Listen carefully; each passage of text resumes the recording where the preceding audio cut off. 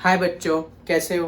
तो मैंने बोला था लास्ट टाइम कि अब हम बड़ा इंपॉर्टेंट ऑर्गेनिक का एक चैप्टर करने वाला। आगे भी किया था हमने एंटी एरोमेटिक एरोमेटिक का, उसमें आपने एक छोटी मिस्टेक पकड़ी थी। Very good.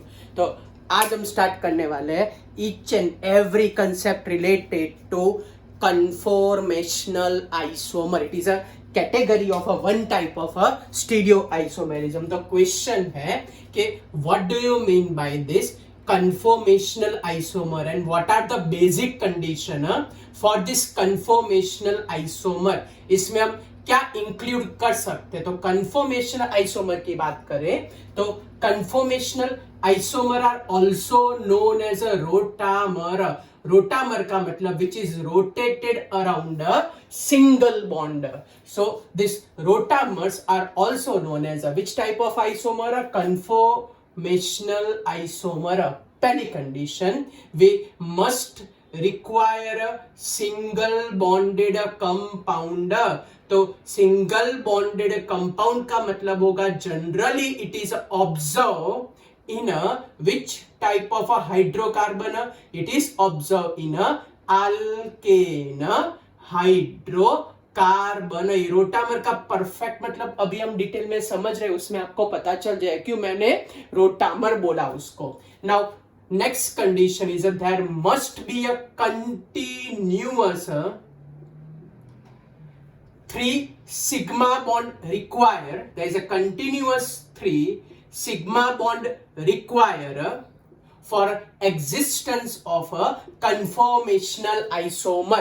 Means अगर मैं एग्जांपल लूं कि a single bond a single bond a single bond a, तो यहाँ पे पहला सिग्मा बॉन्ड, दूसरा सिग्मा बॉन्ड, तीसरा, तो कंटिन्यूअस 3 सिग्मा बॉन्ड आ रहे हैं और तब जाके कौन सा आइसोमर एग्जिस्ट करेगा? कंफॉर्मेशनल आइसोमर. अगर इसकी जगह मैंने ऐसा लिखा होगा तो आप लोग भी बोलोगे सर यहाँ भी एक सिग्मा, यहाँ पे भी एक सिग्मा है और यहाँ पे भी एक सिग्मा है, तो सर इसको बोलो. नहीं, इसको नहीं बोल सकते. क्यों? क्योंकि यहाँ डबल बॉन्ड इन्वॉल्व हो गया है. जब कभी भी डबल बॉन्ड इन्वॉल्व होता है so that sigma are not included. सिर्फ सिंगल बॉन्ड वाले ही सिग्मा काउंट करेंगे, डबल बॉन्ड वाले या ट्रिपल बॉन्ड वाले सिग्मा कंटिन्यूअस वाले में इंक्लूड नहीं करेंगे. ज्यादा समझने के लिए समझ लो कि मैं दूसरा 3-4 एग्जाम्पल लेता हूं, आप लोग सोच समझ के बताओ. तो इसमें से in which case a conformational isomers are exist. पहला मैं एग्जांपल लेता हूं मीथेन, दूसरा सपोज एग्जांपल लेते हैं हम H2O, तीसरा एग्जांपल लेते हैं सपोज हम अमोनिया, चौथा एग्जांपल सपोज हम लेते हैं H2O2, नेक्स्ट एग्जांपल सपोज हम लेते हैं C2H6, नेक्स्ट एग्जांपल लेते हैं सपोज हम N2H4. चलो, in this all example in which case you observe there is a existence of a conformational isomer. चलो तो पहले बेसिक टेस्टिंग कर लेते हैं आप लोगों का. तो चेक करने जाए तो ये मीथेन का स्ट्रक्चर, तो मीथेन में देखने जाए तो कैसे भी जाओ कंटिन्यूअस 2 ही सिग्मा बॉन्ड आते हैं, तो इसमें कभी पॉसिबल नहीं होगा. H2O में देखने जाए तो H2O में भी हमारे पास 2 ही कंटिन्यूअस सिग्मा बॉन्ड, ये भी पॉसिबल नहीं है. अमोनिया की बात करें तो NH3 में भी कोई भी 2 सिलेक्ट करो तो कंटिन्यूअस तो 2 ही सिग्मा बॉन्ड में, ऐसे जाओ कि ऐसे जाओ, तो इसमें भी पॉसिबल नहीं है. H2O2 की बात करें तो in case of H2O2 structure 1 sigma 2 sigma या 3 कंटिन्यूअस सिग्मा बॉन्ड है, तो इसके अंदर भी पॉसिबिलिटी है. चलो नेक्स्ट वन है C2H6. C2H6 देखने जाओ चलो तो क्या आंसर है? इसमें भी 1 2 3 कंटिन्यूअस 3 सिग्मा बॉन्ड है, तो इसमें भी पॉसिबल है. अगर मैं बात करूं N2H4 की तो ये हमारे पास है N2H4 का स्ट्रक्चर चेक कर लेते हैं. 1 2 3 ओके, कहीं से भी जाओ 3 कंटिन्यूअस सिग्मा बॉन्ड दिख रहे, तो उसका मतलब ये भी हमारे पास कौन सी पॉसिबिलिटी हुई? Conformational isomer. So by this way हमारे पास आई पहली पॉसिबिलिटी. कैसे डिसाइड करें कंफॉर्मेशन आइसोमर फॉर्म होगा कि नहीं होगा? Okay, now next, how we represent this conformational isomers. So conformational isomers are represented by 2 methods. First one, both are easy and both are important. Okay, so first method is known as a indication of a Sauer structure. कौन सा structure? सॉहॉर्स projection या तो sawhorse structure. And second one is termed as a Newman structure. Second structure को हम क्या बोलेंगे भाई? Newman structure. चलो तो मैं बोर्ड पे डायग्राम ड्रॉ कर रहा हूं, आप लोग कंपाउंड के नाम सोच के रखो. पहले मैं सपोज लिखता हूं इथेन, सपोज फिर मैं एग्जांपल लेता हूं प्रोपेन, फिर सपोज मैं एग्जांपल लेता हूं ब्यूटेन, फिर सपोज मैं एग्जांपल ले रहा हूं यहाँ पे, समझ लो कि ये ethylene dichloride means 1,2 dichloro ethane का एग्जांपल ले रहे हैं. Suppose we take the example of ethylene glycol. तो चलो क्या करें इसका आंसर. ओके मेरे ख्याल से आधे बच्चों को ये स्ट्रक्चर आता होगा, लेकिन लेक्चर को पकड़ के रखना एंड तक, क्योंकि बहुत कुछ नया आएगा. Stability, dipole dipole attraction, torsion strain, वो सारे नए नए वर्ड सीखने. बेसिक तो मैंने आपको जब कराया था तब कराया था, लेकिन अब उससे भी डेप्थ में जा रहा है. तो स्टिक रहना, पेन लेके रेडी रहना, जो भी नया दिखाई दे वो ऐड करते जाना है. ओके चलो तो कैसे एक्सप्लेन करें इथेन. चलो आपने सोच के रखा भाई ये सबके सबका स्ट्रक्चर क्या आएगा. मैं एक दो पेन लेके आता हूं आपको एक्स्ट्रा समझाने के लिए. ओके चलो तो पहला इथेन का स्ट्रक्चर है, पेन आ गई हमारे पास समझाने के लिए. इथेन तो CH3, propane CH3, butane CH2, 1,2 dichloroethane तो CH2, Cl and Cl. Last आपके लिए बाकी रखता हूं. चलो कैसे ड्रॉ करें. तो बने उतने बाजू बाजू वाले दो कार्बन सिलेक्ट कर दो, दो कार्बन सिलेक्ट करो. ये CH2, OH एंड OH, दो कार्बन का सिलेक्शन हो गया. अब ये 3 डायमेंशनल ज्योमेट्री वाइज अरेंज कर देते हैं. तो ये हमारे पास कार्बन कार्बन सिंगल बॉन्ड, इसके अंदर भी कार्बन कार्बन सिंगल बॉन्ड, ये वाले सेंटर वाले दो carbon carbon carbon single bond, इसमें भी ये कार्बन कार्बन सिंगल बॉन्ड, इसमें भी carbon carbon single bond. Starting में क्या करेंगे कि समझाने के लिए मैं बोल रहा हूं फॉलो करना, फिर स्टेबिलिटी की डिस्कशन अलग से करेंगे. तो अभी क्या है, जो भी मोटा ग्रुप हो, मेन फंक्शनल ग्रुप हो, मोर रिएक्टिव ग्रुप हो, उसको सबसे ऊपर रखने का आपको, क्योंकि ये तो एक ही कार्बन है ना, उसके साथ हमको 3 वैलेंसी दिखाई देती है, क्योंकि हर एक कार्बन की 4 वैलेंसी होती है. एक तो एक दूसरे के साथ अटैच हुए, ये बाकी की उनकी 3 वैलेंसी, ये बाकी की उनकी 3 वैलेंसी. चलो तो अब स्टार्ट करें. तो इसके पास 3 हाइड्रोजन है, तो H H H H H H. चलो अब इसमें ध्यान रखना, बड़ा ग्रुप ऊपर रखना है हमको. तो ये CH3 दिख रहा है, CH3, तो ये CH3 को हम लगा देते हैं ऊपर, और बाकी के बचे 2 हाइड्रोजन. इसमें हमारे पास बाकी है टोटल 3 हाइड्रोजन एटम. चलो नेक्स्ट इसमें चेक करने जाए तो CH2 CH, दो CH3 ग्रुप है, तो दोनों बड़े ग्रुप को ऊपर लगा देते हैं CH3, और छोटे छोटे ग्रुप को ये H एंड H. चलो यहाँ पे 2 Cl ग्रुप है बड़े ग्रुप, तो Cl ऊपर, H नीचे. चलो नेक्स्ट ये ड्रॉ करें तो OH ग्रुप ऊपर लगा देते हैं और H ग्रुप नीचे लगा देते. ये हुए हमारे सॉहॉर्स स्ट्रक्चर. अब न्यूमैन स्ट्रक्चर कैसे ड्रॉ करें. तो न्यूमैन स्ट्रक्चर ड्रॉ करने के लिए आपको फ्रंट साइड से अटैक करना है कार्बन के ऊपर. कहने का मतलब ये फ्रंट साइड से आपको चेक करना है कार्बन को. कहां से चेक करना है आपको? फ्रंट साइड से कार्बन को चेक करना है. चलो फ्रंट साइड से चेक करते हैं. तो front carbon assume as a circle, front carbon assume as a circle. तो फ्रंट कार्बन को हम एज्यूम करेंगे एज अ सर्कल. फिर उसकी 3 वैलेंसी को हम क्लियर कट रिप्रेजेंट कर देंगे. ये समझ लो कि हमारे पास उसकी पहली एक्सिस आई एक्स एक्सिस. तो ये फ्रंट कार्बन के लिए लास्ट वाला स्ट्रक्चर मैंने बोला ना, आप लोग खुद ड्रॉ कर देना यहाँ पे. ओके तो चलो अब फ्रंट वाला कार्बन के 3 वैलेंसी आ गई. चलो ड्रॉ कर देते. तो क्या लिखे ऊपर? H H. फ्रंट कार्बन वाले के पास क्या है? CH3, यहाँ पे H और यहाँ पे भी H. इसमें भी ऊपर CH3, फिर H, उसमें ऊपर क्या है? Cl and H. चलो क्लियर, फ्रंट वाला पता चला. कोई डाउट है? कुछ पूछना है? ओके, अब पीछे वाला कार्बन कैसे बने?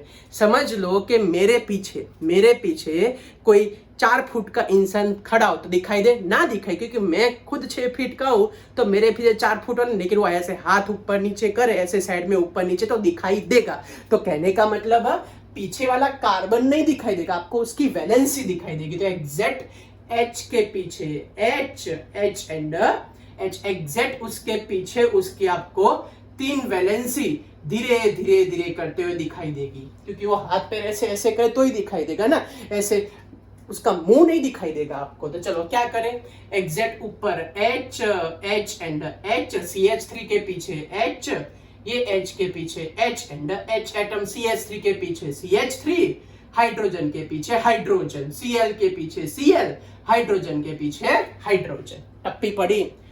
अब रोटामर, मैंने बोला था ना भी रोटामर, तो वो कैसे एक्सप्लेन करे? तो समझ लो कि ये मेरे पास है, मैंने ना पहले क्या था, ये कार्बन कार्बन सिंगल बॉन्ड, ये एक और ये दूसरा, ये अरेंजमेंट को पकड़ते हैं। फिर से कहां से, ये कार्बन का में 2 हाइड्रोजन एटम, इसको उठा के बाहर ले लो। कहां से, यहां से उठा के बाहर लिया। अब बॉन्ड को एक फिक्स कर देते हैं, एक कोई भी एक कार्बन को फिक्स कर दो, दूसरे को रोटेट कर दो। चलो रोटेट करो, कितना डिग्री रोटेट हुआ? 60 डिग्री। वापिस से रोटेट करो 60 डिग्री।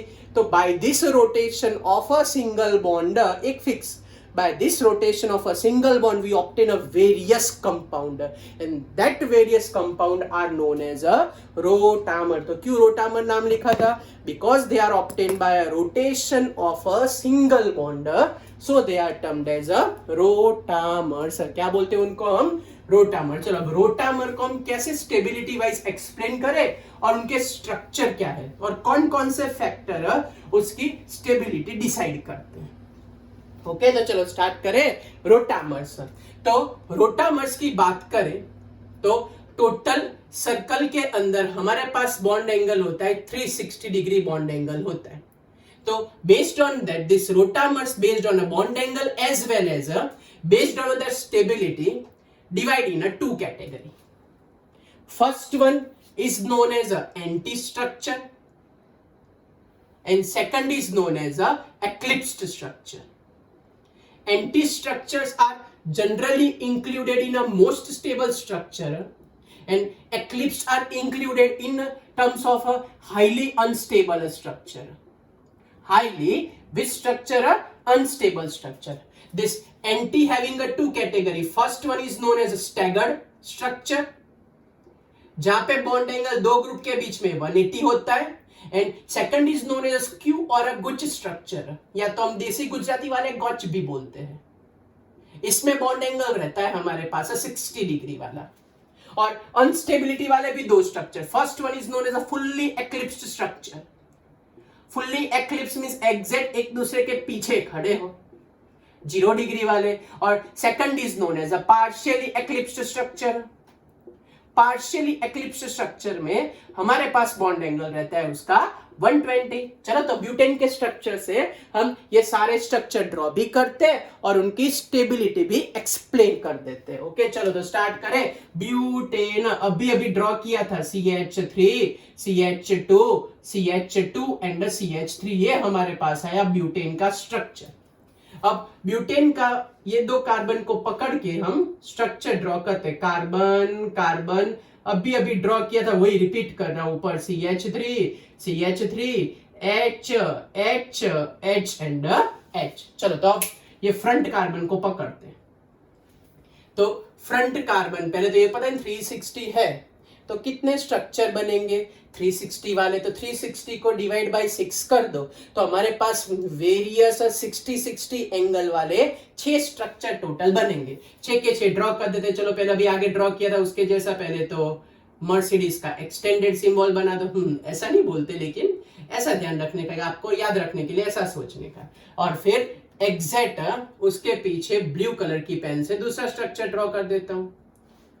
ओके, तो चलो पहला ऊपर फ्रंट वाला CH3 ये रहा, फिर ये H और ये फिर H। चलो इसके एग्जैक्ट पीछे ब्लू वाला CH3, फिर H एंड एच। सबसे पहले रोटेशन अब हम करने वाले हैं 60 डिग्री रोटेशन। कितना रोटेशन भाई? 60 डिग्री। याद है ना, एक पोजीशन फिक्स रखने की, तो मैं फ्रंट कार्बन की पोजीशन फिक्स रख रहा हूं। किसकी फिक्स रख रहा हूं? Front carbon. तो ऐसा करता हूं कि पहले वैसे हम वो सारे स्ट्रक्चर ड्रॉ कर देते हैं और फिर एक्सप्लेन करते हैं उनकी स्टेबिलिटी के बारे में।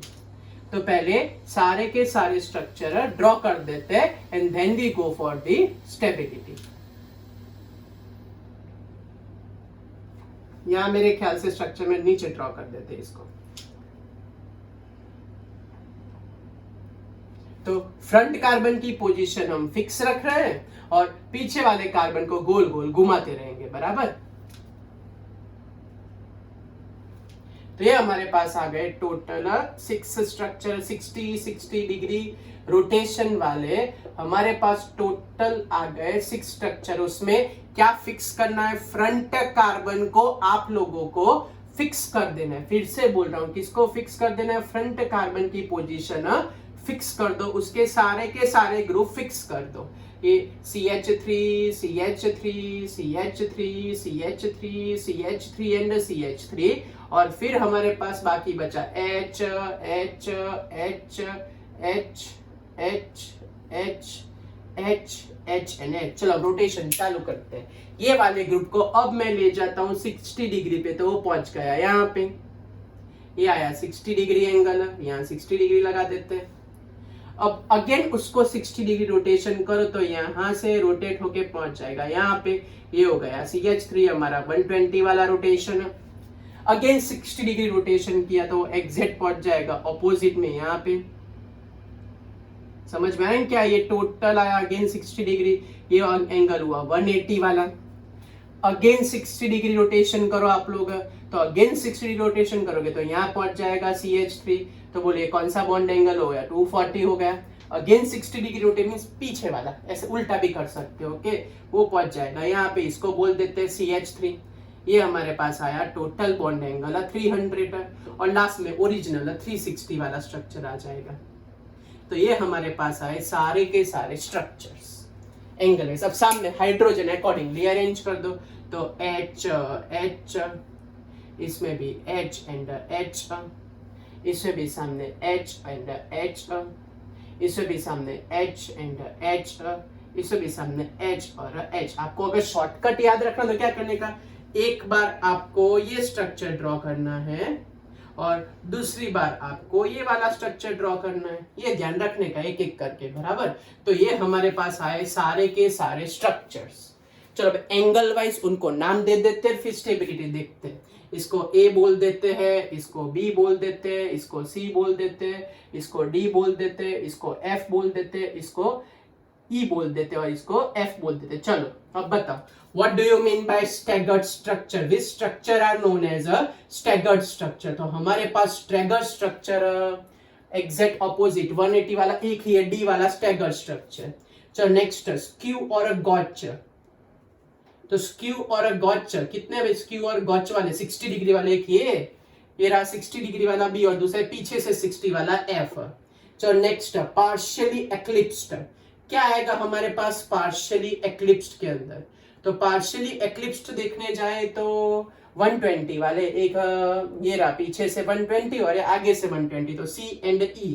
एंड फुल्ली एक्लिप्स्ड, तो अगर फुल्ली एक्लिप्स्ड देखने जाए हम तो एग्जैक्ट 0 डिग्री वाला हमारे पास A है। तो इस तरीके से हमने उनका नाम बॉन्ड एंगल वाइज किया। अब how we explain their stability, ऐसे तो कौन कौन से फैक्टर है कि स्टेबिलिटी मैटर करेगी, ओके। तो मैं ये वाला पोर्शन रब कर देता हूं और फिर स्टेबिलिटी एक्सप्लेन कर देते हैं।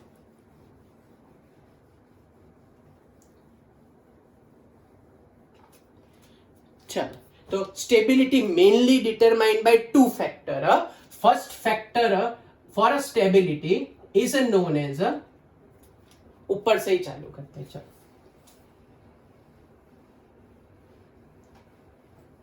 तो सबसे पहला फैक्टर जो स्टेबिलिटी का है, वो first factor which decide a stability is termed as a torsion strain, and second is known as a steric hindrance. Steric का मतलब स्पेस और हिंड्रेशन का मतलब रेजिस्ट करना, स्टीयरिक हिंड्रेशन। तो क्या मतलब क्या है? टॉर्सन स्ट्रेन का मतलब repulsive force between, torsion strain का मतलब repulsive force between bond pair and bond pair electron, bond pair and a bond pair electron, and here this torsion strain, this type of a strain is inversely proportional to the distance. It is inversely proportional to what? Distance. Or second, steric hydration, this repulsive force due to a presence of a bulkier group, bigger group, repulsive force between bulkier group या तो bigger group, repulsive force between a bulkier group. So in this case this steric hydration की बात करें तो steric hydration is directly proportional to the bulkier group, मोटे मोटे group, and inversely proportional to the distance. अब आप लोग बोलोगे सर इसको अप्लाई कैसे करें? चलो तो इसकी एप्लीकेशन सीख लेते हैं। तो स्टेबिलिटी वाइज क्या करने चाहिए? मैंने आपको बोला था स्टेबल हमारे पास दो स्ट्रक्चर है ना भाई। कौन कौन से दो स्टेबल स्ट्रक्चर है बोलो तो अभी अभी आपको सिखाया था दो स्टेबल स्ट्रक्चर। पहला कौन सा आएगा? Staggered structure. और दूसरा कौन सा स्ट्रक्चर था भाई? दूसरा स्ट्रक्चर बोलो स्क्यू और गॉच स्ट्रक्चर। चलो पहले उन दोनों की बात कर देते हैं। ये हमारे पास स्क्यू और गॉच और ये हमारे पास एंटी। या तो ध्यान से देखो एंटी और स्टैगर को। In this case both CH3 present on opposite direction, तो उनके बीच में कोई टॉर्सन स्ट्रेन ही नहीं है, कोई स्टीयरिक हिंड्रेशन ही नहीं है, दूर दूर तक है, ऐसा कोई उनके बीच में रिपल्सिव फोर्स नहीं है। और इसीलिए मोस्ट स्टेबल स्ट्रक्चर अगर कोई आपको पूछे तो staggered is termed as a most stable structure due to no any type of repulsive forces. चलो उसके बाद और अगर ये इसकी कंपैरिजन इसके साथ करने जाए तो इसमें हाँ डिस्टेंस तो है ज्यादा, वो प्रॉब्लम नहीं है, लेकिन दोनों CH3 नजदीक नजदीक है as compare to this stagger structure. ये दो CH3 नजदीक है, थोड़ा बहुत उनके बीच में स्टीयरिक हिंड्रेशन रह जाता है। तो ये हुआ ये स्टैगर की कंपेयर में थोड़ा लेस स्टेबल है as compare to the stagger. चलो यहां तक क्लियर हुआ। अब अनस्टेबल की दो कैटेगरी थी, बोलो अनस्टेबल की कौन कौन सी दो कैटेगरी थी?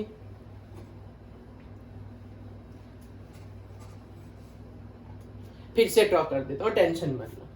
तो अनस्टेबल की हमारे पास दो कैटेगरी थी। तो सबसे पहले अनस्टेबल में हमने लिखा था एक्लिप्स्ड और दूसरा था हमारे पास पार्शियली एक्लिप्स्ड। पहला कौन सा? एक्लिप्स्ड स्ट्रक्चर, और दूसरा कौन सा है हमारे पास? Partially eclipsed structure. Okay, eclipsed structure कैसे ड्रॉ किया था? तो ब्यूटेन का एक्लिप्स्ड स्ट्रक्चर हमने ड्रॉ किया था कि भाई ये CH3 ग्रुप, ये CH3 group sorry H and H, ये ब्यूटेन के लिए। दूसरा भी वो दूसरा वाला भी ड्रॉ कर ही देता हूं साथ में, ये CH3 और ये H एंड H। ओके, अब एक्लिप्स में क्या था?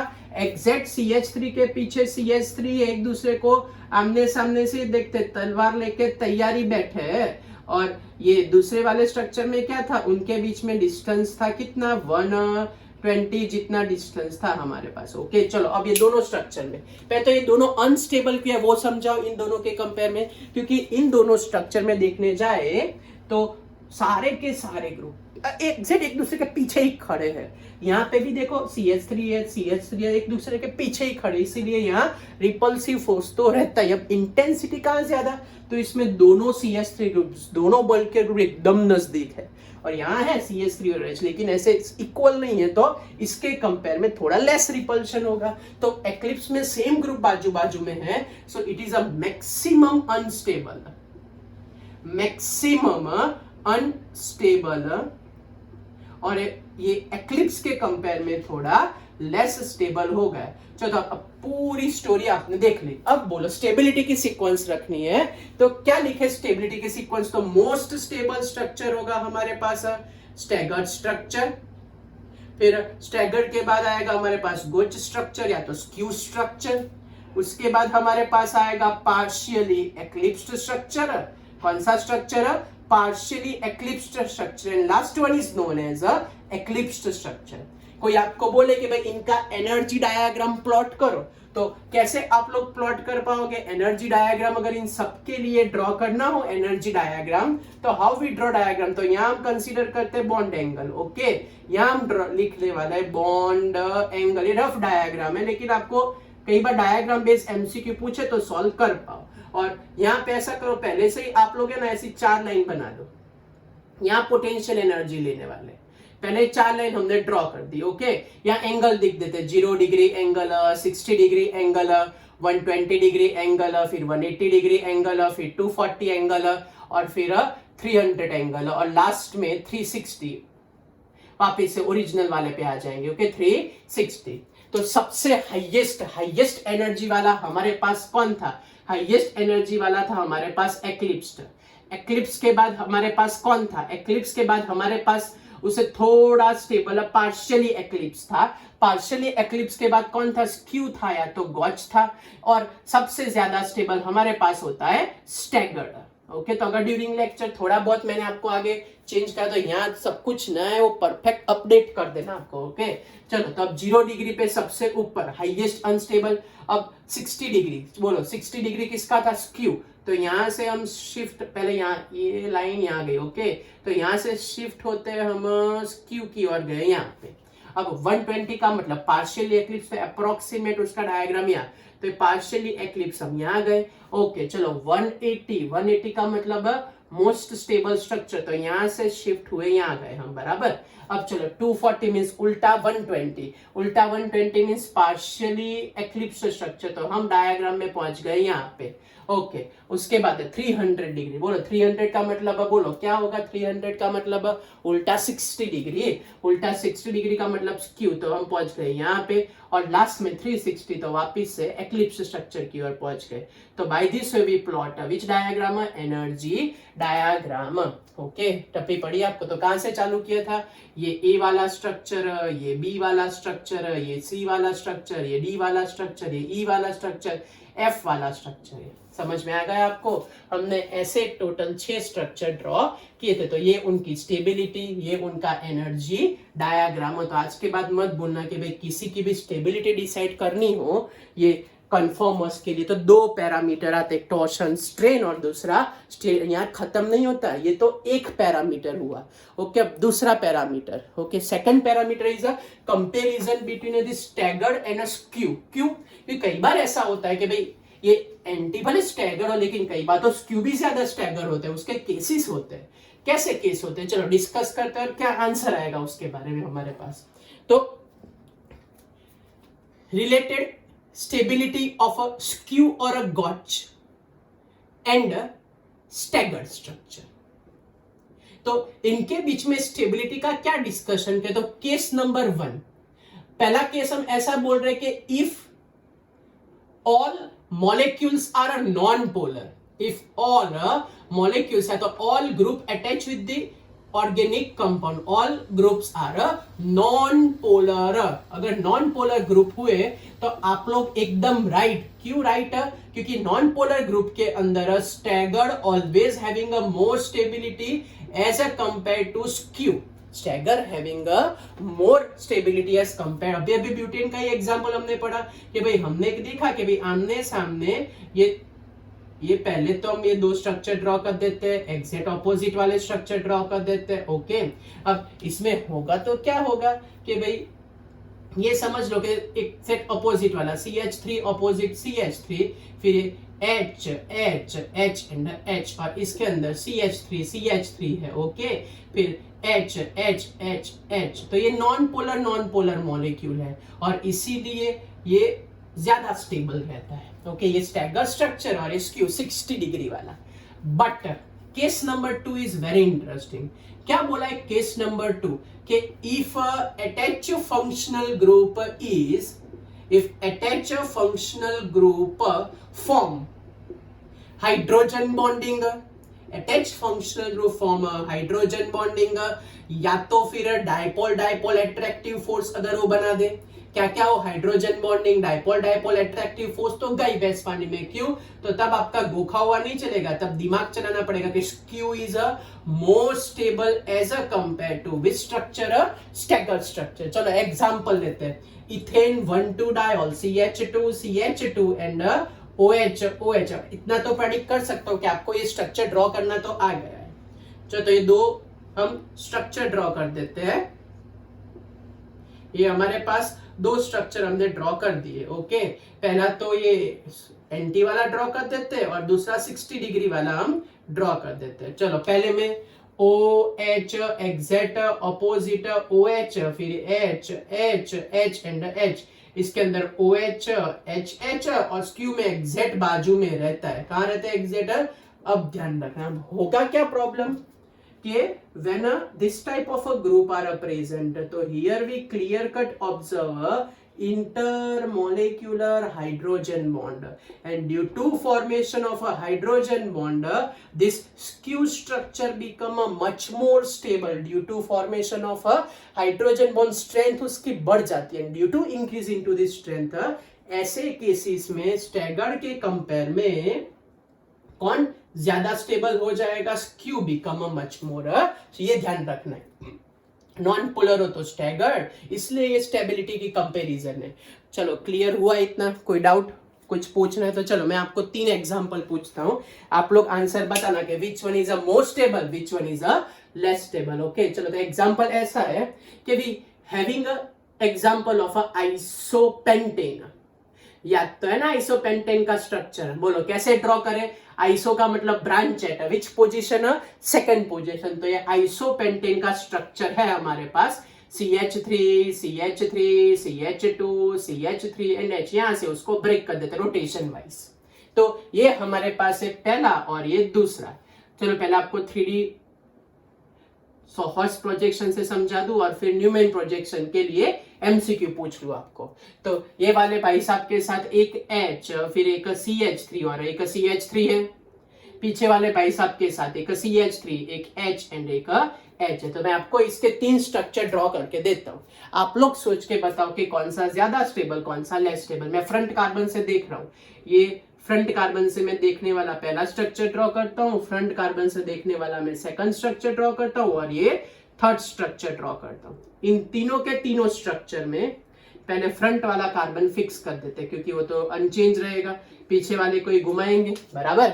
चलो तो पहले में ऊपर CH3 है, लेफ्ट साइड भी CH3 है और ये वाला H है, इतना फिक्स कर देते। तो CH3 कर देते हैं, CH3 कर देते हैं, H कर देते हैं, CH3 कर देते हैं, CH3 कर देते हैं, H। और पीछे वाले की बारी, एक बार CH3 को हम एग्जैक्ट उसके बाजू में, चलो यहां लगा देते हैं। ये CH3 ग्रुप, ये H ग्रुप, अब ये H ग्रुप। इससे भी अब क्या करते हैं, CH3 को अब एक बार CH3 यहाँ 60 पे गया, अब उसको 180 पे ले जाते, चलो यहाँ ले जाते, क्योंकि हम इन दोनों की बात चल रही है, स्क्यू और स्टैगर की। चलो अगेन 60 हो गया, 180 हो गया, वापिस से 60 करा देते। तो H एंड CH3। अब आप लोगों की बात, ये A स्ट्रक्चर, ये B स्ट्रक्चर और ये C स्ट्रक्चर। बोलो in case of this 3 structure which one is a most stable and which one is a highly unstable? Why?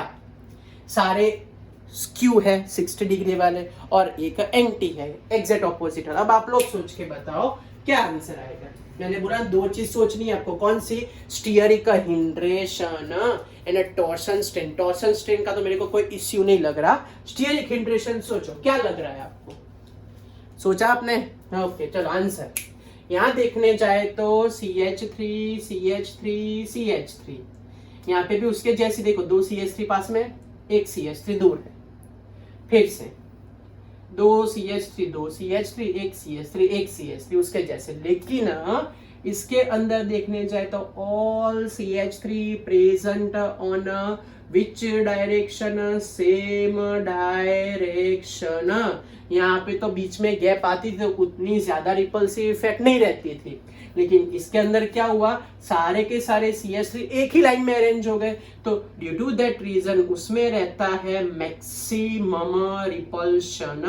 क्यों मैक्सिमम रिपल्शन, सारे CH3 एक ही लाइन में अरेंज हो गए, तो यहाँ रहता है मैक्सिमम रिपल्शन, तो हाईएस्ट अनस्टेबल C। और उसके बाद ये दोनों भाई साहब तो सेम टाइप के, तो उन दोनों की स्टेबिलिटी सेम रहेगी। फिर से इसमें 2 CH3 के बाद गैप आता था, 2 CH3 के बाद गैप आता था, इसमें ऐसा नहीं, तो मैक्सिमम अनस्टेबल और ये वाले स्टेबल स्ट्रक्चर। चलो कोई डाउट है, कुछ पूछना है आपको? और एक केस स्टडी ले लेते हैं, उसको बोलते हैं study of a succinic acid. तो सक्सिनिक एसिड आपको याद है क्या होता है? Succinic acid is a butane dioic acid. Succinic acid को बोलते हैं ब्यूटेन डायोइक एसिड। क्या बोलते हैं उसको? Butane dioic acid. चलो तो अब क्या किया जाए इसमें? तो सक्सिनिक एसिड है CH2 CH2 COOH COOH। Question ऐसा पूछा था कि in case of acidic medium, अगर एसिडिक मीडियम अगर हमारे पास एग्जिस्ट करता है तो ऐसा बोल रहे हैं कि Q having a more stability as compare to stagger. और दूसरा क्वेश्चन ऐसा है कि if it is a basic medium, तो उल्टा हो जाता है, staggered is a much more stable as compare to skew. तो सबसे बड़ा क्वेश्चन है कि ऐसा हुआ क्यों और ये लिखे कैसे इसमें, बोलो। चलो तो ये है एक ही स्ट्रक्चर, तो ऐसा क्यों अलग अलग हुआ मीडियम के अंदर? तो चलो चेक करते हैं। सबसे पहले मैं एसिडिक मीडियम की बात करता हूं और उसके बाद हम बात करते हैं बेसिक मीडियम की। पहला हम एग्जांपल लेंगे एसिडिक मीडियम का, दूसरा हम एग्जांपल लेंगे बेसिक मीडियम का एग्जांपल लेने वाले। पहला एसिडिक और दूसरा कौन सा मीडियम है? बेसिक मीडियम है। चलो एसिडिक मीडियम में पहले डायग्राम सीधा ड्रॉ कर देते हैं। 2 डायग्राम ड्रॉ करने, पहला तो हम स्क्यू वाला और उसके बाद स्टैगर वाला। तो पहला स्टैगर और बाद में स्क्यू ड्रॉ कर देते हैं। चलो पहले दोनों के दोनों ड्रॉ तो करते, फिर डिस्कशन करते। पहले ये फ्रंट कार्बन की पोजीशन फिक्स कर देते हैं। अब ये दूसरी वाली पोजीशन, ओके। ये स्टैगर ड्रॉ करना है और ये हमको ड्रॉ करना है स्क्यू या तो गॉच। ये हम ड्रॉ करेंगे स्टैगर और दूसरा हमको ड्रॉ करना है स्क्यू या तो गॉच। अब कैसे ड्राइंग करें? चलो तो पहले बल्कि ग्रुप पर COOH H, पहले कार्बन का कामकाज खत्म, अब दूसरे कार्बन की बारी H COOH। अब चलो 60 डिग्री मीन्स दोनों COOH ग्रुप प्रेजेंट हो गए। 60 डिग्री पे डिस्टेंस पे COOH H एंड H। इससे भी पहले डायग्राम ड्रॉ कर देते हैं। COOH H and H exact opposite, COOH हो जाएगा, H लिख देते हैं। इसमें भी COOH H और ये बाजू में exact COOH H and H। Structure तो ड्राइंग हो गया। चलो स्टेबिलिटी आपको लाइट हो रही है, अभी आगे सिखाया। क्या सिखाया कि अगर COOH ग्रुप हो, NH2 ग्रुप हो, OH ग्रुप हो, हेलोजन ग्रुप हो, तो they form hydrogen bond. COOH तो हमने सॉल्यूशन चैप्टर में भी पढ़ा है, वो डाइमर बना देते हैं। क्या बनाते हैं? डाइमर फॉर्मेशन हो जाता है। तो ये COOH ग्रुप की बात करें तो ये C डबल बॉन्ड OH और यहाँ पे C डबल बॉन्ड OH। तो क्या होता क्या यहाँ पे, ये ऑक्सीजन है ना हाइड्रोजन के बीच में बन जाता है इंटरमोलेक्युलर हाइड्रोजन बॉन्ड और स्टेबिलिटी बढ़ जाती है। तो ऐसे केसेस में स्क्यू और gauche having higher energy, sorry high stability, फिर से बोला, due to formation of intermolecular hydrogen bond उसकी स्टेबिलिटी इंक्रीज हो जाती है। लेकिन बेसिक मीडियम में क्या होता है? इन बेसिक मीडियम डिसोसिएशन हो जाता है। जैसे ही सक्सिनिक एसिड को डिसॉल्व करो आप लोग किसके अंदर, बेसिक मीडियम में तो अपना H प्लस डोनेट कर देता है बेस को, तो अब हमारे पास स्ट्रक्चर ओरिजिनल नहीं रहा, अब हमारे पास स्ट्रक्चर रहा COO माइनस है ना, COO माइनस, वो अपना H प्लस लॉस कर देता है बेसिक मीडियम में, तो अब हमारे पास COOH नहीं रहा, हमारे पास क्या रहा, COO minus, and due to COO minus now no formation of hydrogen bond. ये जुगाड़ था उन लोगों का कि एसिडिक मीडियम में तो डायमर बना दिया उसने, लेकिन जैसे बेसिक मीडियम की बात है तो H प्लस डोनेट कर देता है बेस को, तो हुआ क्या उसका हाल कि भाई अब चार्ज ही बाकी बचा, and due to that reason this stagger having a more stability as compared to which type of a structure, Gauge structure। चलो टप्पी पड़ी आपको, तो ये हमारे पास है सारे कन्फर्मर्स विथ देयर स्टेबिलिटी। अब हम साइक्लिक कंपाउंड के बारे में थोड़ा इनिशिएशन चालू करते हैं कि उनमें बॉन्ड एंगल क्या, कैसे डिसाइड करें, कौन सा कंसेप्ट है। साइक्लोहेक्सेन का बहुत फेमस कंपाउंड भी पूछते हैं, चलो तो वो करना चालू करते हैं। तो सबसे पहले हम बात चालू करते हैं साइक्लिक स्ट्रक्चर।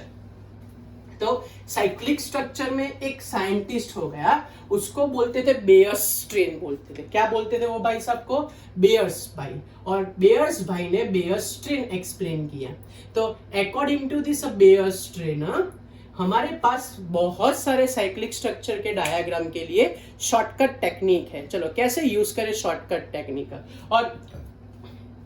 और क्या आंसर लिखे। तो उसने ऐसा बोला कि अगर आपको बॉन्ड एंगल डिसाइड करना हो साइक्लिक स्ट्रक्चर के लिए तो you apply this formula n-2 by n into 180 degree, where this n is known as a number of a carbon atom, number of a what, carbon atom। ये bond angle is known as a या तो ऐसा बोलते हैं angle between